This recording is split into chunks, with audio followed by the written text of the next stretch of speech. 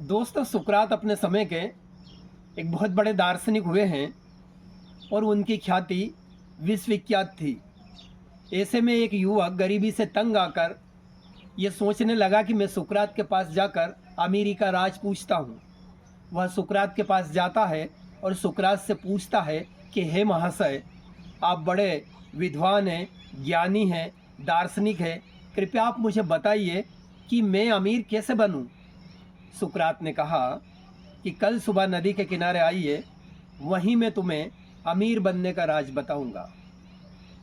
रात भर युवक को नींद नहीं आई और सुबह जल्दी उठ करके वह नदी के किनारे सुकरात से मिलने के लिए पहुंच जाता है। लेकिन तब तक सुकरात नदी में स्नान करने के लिए जा चुके थे। वह युवक भी नदी में सुकरात के पास चला जाता है और सुकरात से कहता है कि आप मुझे वह राज बता दीजिए जिससे कि मैं अमीर बन जाऊं। सुकरात ने उसको कहा कि मेरे पास आ जाओ, और युवक को नदी में अपने पास बुला लिया। जैसे ही युवक सुकरात के पास आया और सुकरात ने उसके दोनों कंधों पे हाथ रख करके और पानी में जोर से डुबो दिया। युवक पानी में जब डूब चुका तो घबराने लगा और बाहर निकलने की कोशिश करने लगा। लेकिन जैसे जैसे युवक ताकत लगा कि बाहर निकलने की कोशिश करता, वैसे वैसे सुकरात भी उसको नीचे दबाने की कोशिश करते। क्योंकि सुकरात हेल्थी थे और थोड़े हष्ट-पुष्ट थे, ऐसे में वह युवक को बाहर निकलने नहीं दे रहे थे, जबकि युवक बार बार ताकत लगा रहा था बाहर निकलने के लिए, और सुकरात जोर से बार बार उसको नीचे दबा रहे थे। जब सुकरात को लगा कि युवक का शरीर बिल्कुल हताश, निराश, परेशान और पीला पड़ चुका है, तो सुकरात उसे खींच करके नदी से बाहर लाए और उसको किनारे खड़ा कर दिया। और जैसे ही युवक ने अपने को बाहर देखा और सुकरात से कहने लगा, वाह महाशय, आप तो मुझे मारना ही चाह रहे थे, जबकि मैं तो आपसे अमीरी का राज पूछने आया था।